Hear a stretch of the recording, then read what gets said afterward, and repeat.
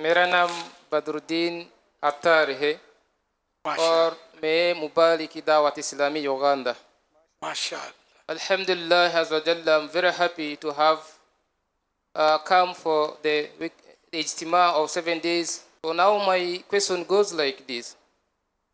What is the Sharia ruling regarding good behavior between me and my brothers and sisters from different mother but the same father?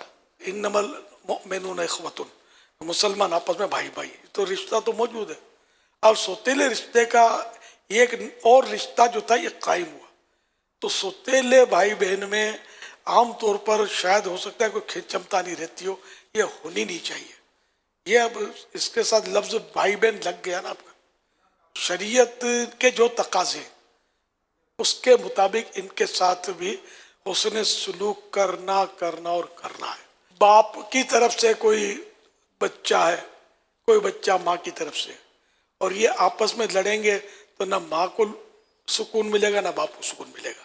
ماں باپ یہی چاہیں گے کہ دونوں آپس میں لڑیں نہیں اور پیار محبت کے ساتھ ایک دوسرے کے ساتھ کوآپریٹیو رہیں اور زندگی گزاریں.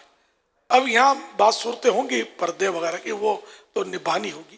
سوتیلا بعض اوقات، بلکہ ویسے بھی عمومی طور پہ ہمارے یہاں ان کو بھی کہتے ہیں کہ جیسے ماں دونوں کی ایک ہے، باپ الگ تھا، یا باپ جو ہے وہ ایک ہے، ماں الگ الگ ہے، تو اس کو بھی سوتیلا کہتے ہیں. نیا پیدا ہوا جو جی، پہلے کے وہ سگا اس کا ایک دوسرے کے جو تھے. جی تو اس میں بھی تو اس کے حقوق تو اور بڑھ جائیں گے. بعض صورت میں وراثت کا بھی حکم ہوگا، دیگر احکام اس کے اوپر بھی آئیں گے. پھر ماں باپ کی بھی خوشی ہے، ان کی اطاعت ہے. تو وہی شریعت کے دائرے میں رہ کر ہر ایک کو اپنا مطلب رول ادا کرنا ہے. جو آپ ہمیشہ ایک ترغیب ارشاد فرماتے ہیں جو بچوں کے لیے کہ اگر والدہ کا انتقال ہو جائے تو اپنے والد کی شادی کے طرف جائیں، اور والد کا انتقال ہو جائے تو اپنی ماں کی شادی کی طرف اولاد کو جانا چاہیے. اور یہ جو شادی سے گھبراتے ہیں نا، اس کی شاید ایک وجہ یہ بھی ہے کہ پھر جو بچے ہوں گے نا، وہ سوتیلے بچے کی، یا وہ اگر ایک پہلے سے بچے ہیں تو ان کی آپس میں انڈرسٹینڈنگ نہ ہونے کی وجہ سے بھی یہ شاید گھبراتے ہیں. تو اولاد اگر دل بڑا کرے اور اس طرح کے حالات پیدا کرے تو شاید کئی خرابیوں پر قابو پایا جا سکتا ہے. اصل وہ ماں باپ جو نیا شوہر ہے وہ بچے لائے، اس کو پالنے کا اس کو جذبہ نہیں ہوتا. جی، میرا بچہ نہیں ہے. اسی طرح شادی جو کرے گا وہ اگر پتہ ہے کہ جس سے کرنا چاہے اس کے 3 بچے پہلے ہی ہیں، جی، تو وہ ان کا خرچہ اٹھانے، ان کو پالنے کے لیے تیار نہیں ہوگا. جی، جی، اس مین رکاوٹ نے یہ بھی جی، آتی ہے. درست. پھر بعد میں دوسری بعض اوقات صورتیں بھی ہوتی ہیں، لیکن یہ مین میں نے نوٹ کیا کہ یہ رکاوٹیں ہوتی ہیں. تو یہ پسند کریں گے کسی کے پاس کوئی بچہ نہ ہو. پھر یہ آپس میں طے بھی ہوتا ہے غالباً کہ بھئی میں بیٹی بہن کو دے دوں گی، میں بیٹا بڑے بھائی کو دے دوں گا، جی، جی، ہم اکیلے رہیں گے، یوں کر کے وہ. لیکن اب یہ تو تھوک کا ساندہ ہے. نہ شریعت اس پہ مجبور کرے گی ان کو کہ اپنے بیٹے کو مت لو، نہ اپنی بیٹی کو مت لو. تو ظاہر آج نہیں تو کل وہ لے ہی لیں گے، تو جو ہونا ہوگا ہوگا.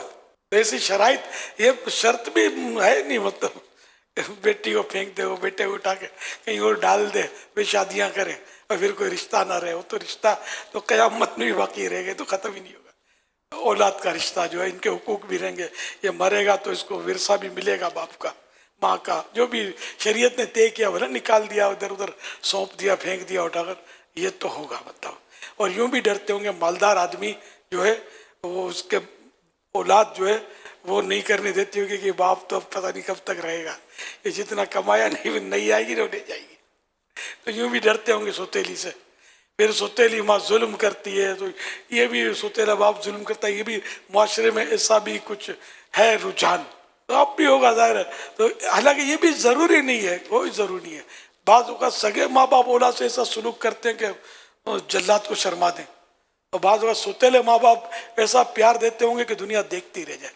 تو یہ کوئی طے نہیں ہے مطلب کہ سوتیلا معاذ اللہ ظلم کرے گا ہی کرے گا.